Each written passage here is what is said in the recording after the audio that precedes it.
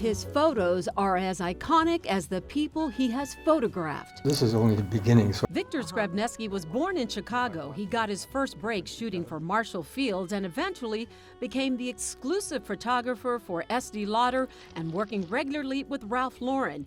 He traveled the world capturing moments and people in his signature black and white photography, blurry and grainy style, and sensual nude photos. It was wonderful. His list of celebrities, many who come to his Chicago studio, is a who's who of some of the biggest names in fashion and entertainment, spanning several decades. Vanessa Redgrave, you know her? Oh, yeah. At the age of 90, he hasn't slowed down and just released his 15th book called Skrebneski Documented. Using space. Okay. Very important to me. We sat down with him at his Chicago studio that's also his home. You said one of your favorite things is blur and grain. Grain, yeah. Okay. Love it. And that kind of came about accidentally. Explain that. Yes, when I was a kid photographing, nobody told me I had to hold the camera still.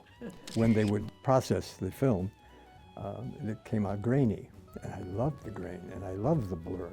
So that's how I started using all that stuff all the time. I've noticed there's a lot of Iman and David Bowie. David Bowie. Okay, tell me about your history with the two of them. Well, Iman, she was always here being photographed. David, he didn't know her then. David called and said, could I photograph him? I said, yes, come. He didn't want anything but to be naked. I said, why is that? He said, I don't know what I look like. So that's what we did. And I think that picture of Iman and David that's their wedding picture. You did Audrey Hepburn?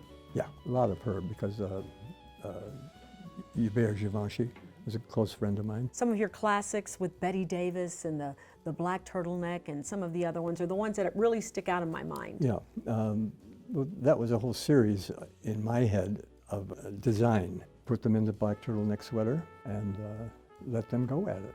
Let them do what they want to do. Orson Welles, I waited 45 minutes for him to get there. So finally he came in and he looked at me and he looked at the light and he looked where the camera was and he said, okay, maestro, let's begin. All the women who wanted to be photographed wanted to be in that black turtleneck. So I had the black turtleneck. It was this big now. Andy Warhol, tell me about that one. I was photographing all his people that he used all the time. And he was the last one. I said, Andy, are you okay? You look tired. He said, I am tired. He said, I'm tired of waiting. I said, I'm sorry, but that's how it goes. So I said, okay, just come here, keep your eyes closed. I'll light you. And I shot him, and that's it. I loved it. He did too. As you look back on the work you've done, what do you feel the most proud of? I was being interviewed, and the person asked me, what do you consider is your greatest achievement? And I said, staying alive. That's it.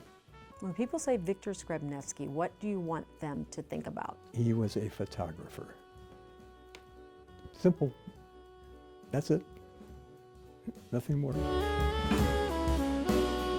Sylvia Perez, Fox 32 News.